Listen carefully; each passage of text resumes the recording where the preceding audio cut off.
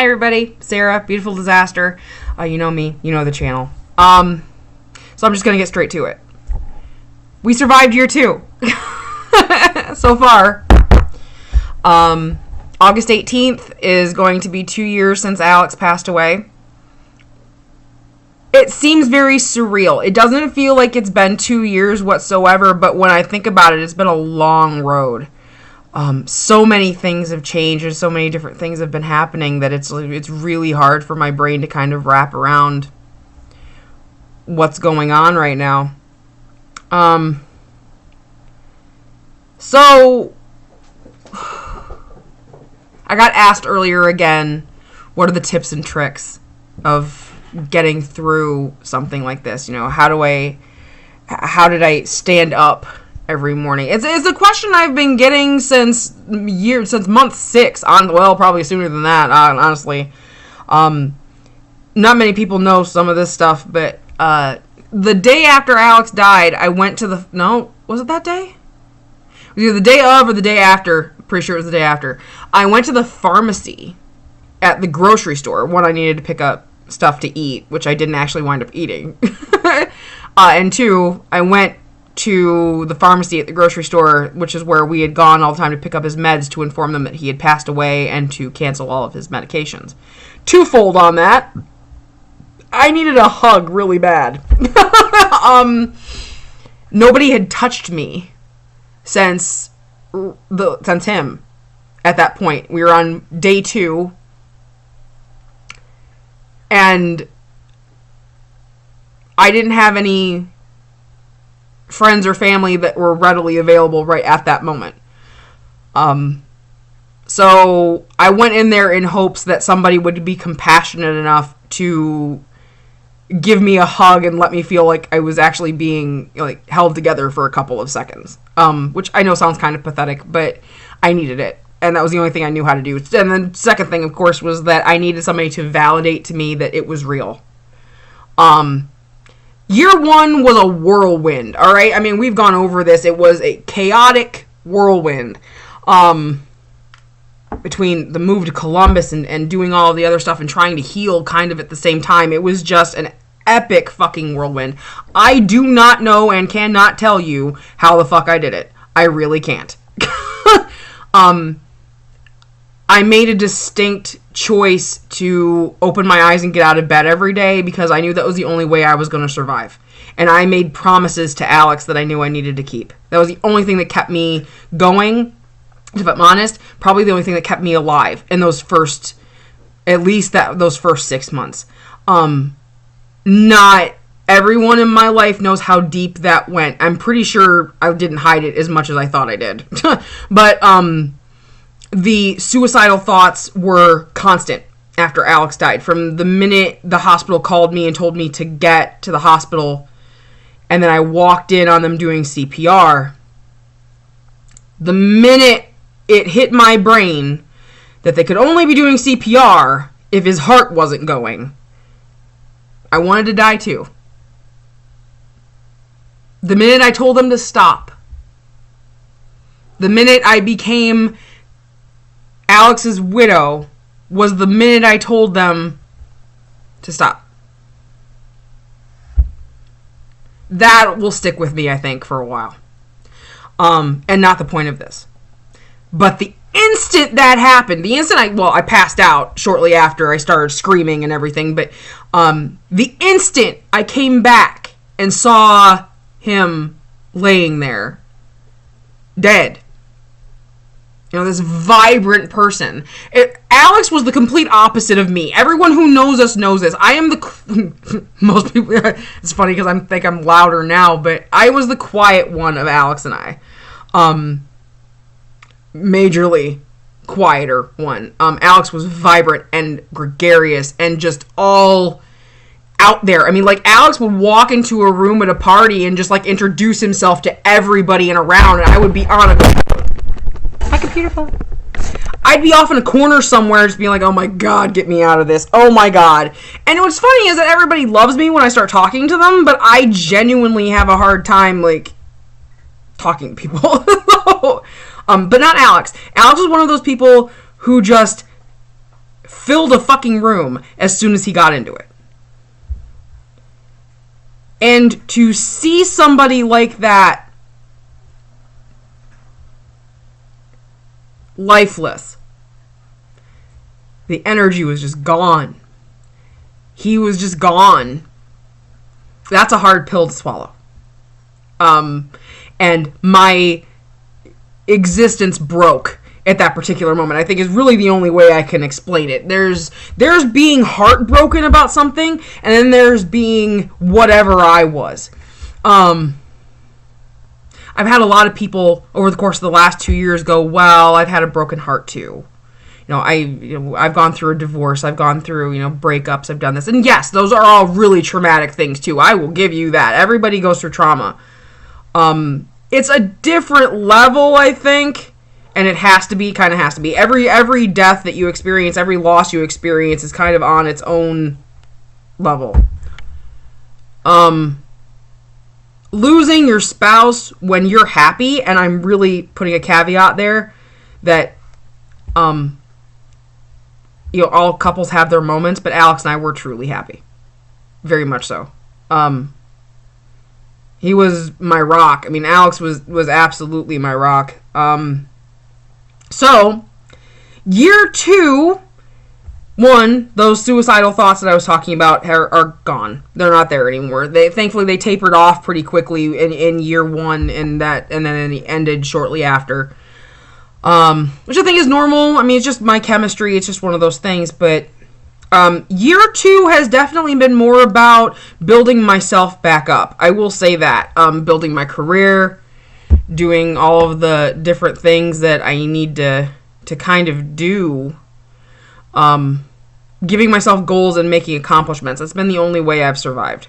It's less about surviving now and more about thriving than anything else, I think.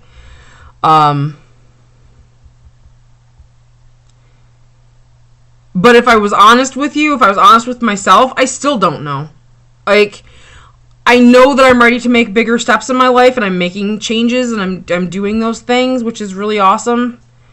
I had to reacclimate to who I was versus who we were.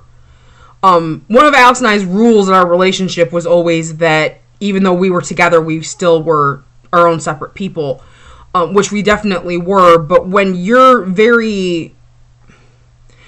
dealing, for me, dealing with a spouse who was incredibly ill meant kind of losing myself. Everything I had was dedicated to him and to his care and to me. And so this year has definitely been more about moving on, moving past that, and growing as a person and letting the good things into my life. And I think if I'm going to tell you any tip or trick, it's to be prepared to be uncomfortable, to get comfortable being uncomfortable.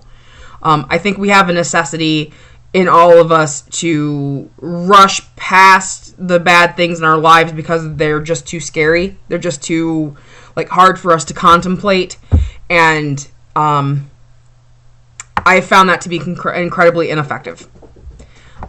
So I've done a lot of soul searching, a lot of where do I want to be? What do I want to do? Who do I want to be?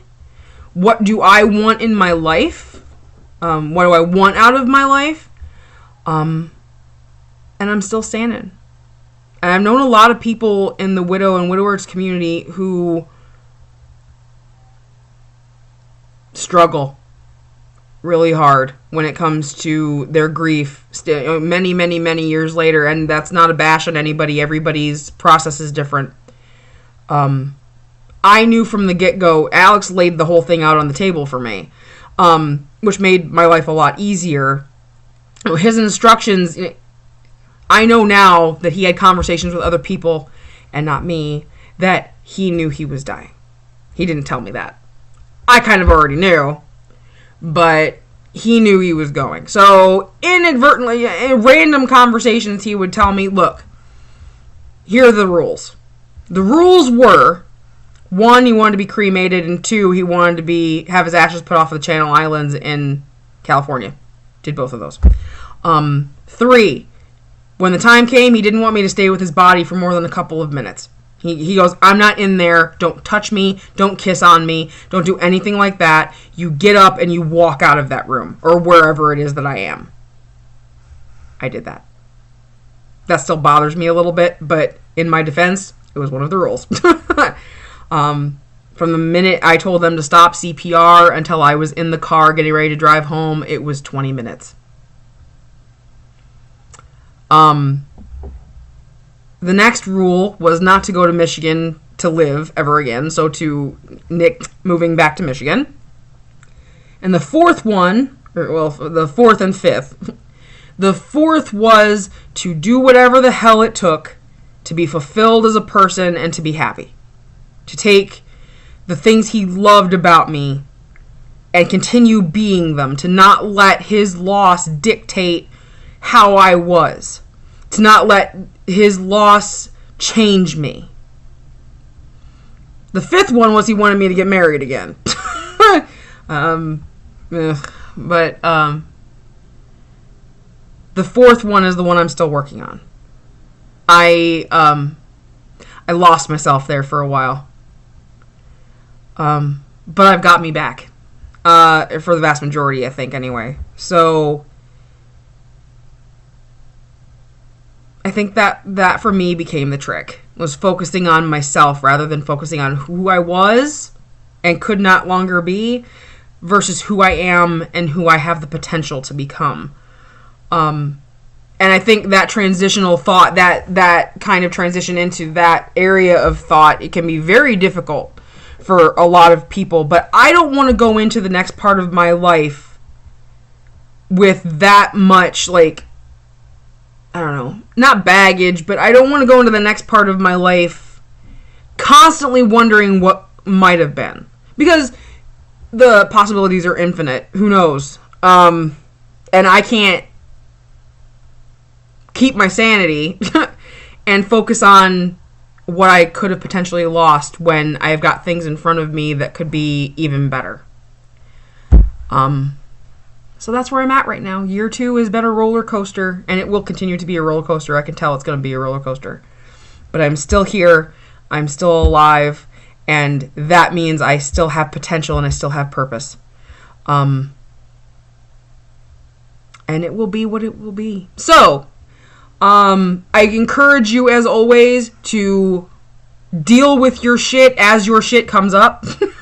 Not to run, not to hide, and to be the most authentic version of yourself that you can be. Because that's the only time that really positive things can come into your life. And I feel like I made a promise to myself to let positive things into my life, and it's happening. You know, it might not be happening at the pace I would like it to, but it's happening. As things change, as they will, as they have to, and I accept those changes, things get easier, and they have gotten easier. So, August 18th is coming up rapidly, and then shortly thereafter is my 33rd birthday, and I am going to make year 3 the year of Sarah. Not that I'm keeping everybody else out of my life, but more that I want to focus this year on making my life the way that I want it. And while I might just be doing stepping stones right now, like actually just putting things into place, that's how it's going to have to be. So, not going to be a new version of me or anything that's coming, but my focus is definitely shifting. So, I love you guys, and thank you for all the help and support for the last couple of years. I wouldn't be here without it, and I know that for a fact. So have a good rest of your night, and I'll talk to you guys all later. Bye.